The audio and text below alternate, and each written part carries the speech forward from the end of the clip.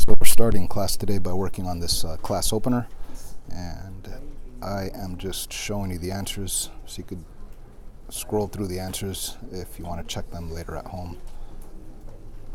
So number 2, the answer is 4i. Number 3, the answer is -2. Number 4, you got to split the root, right? Split this root to the top and to the bottom. You end up with 5/9.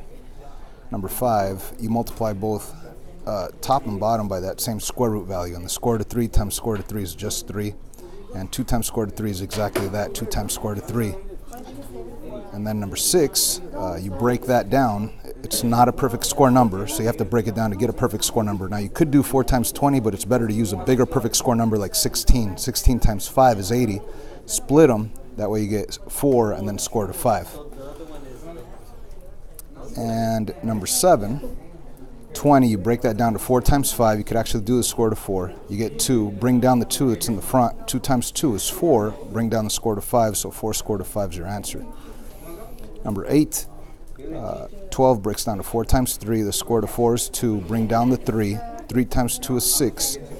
And the square root of 3 stays, so 6 square root of 3 is your answer. Box that in.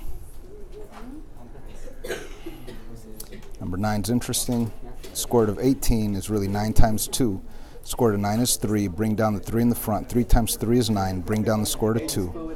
Then over here, 8 breaks down to 4 times 2. The square root of 4 is 2. The 2 comes down. So 2 times 2 is 4. And bring down the square root of 2.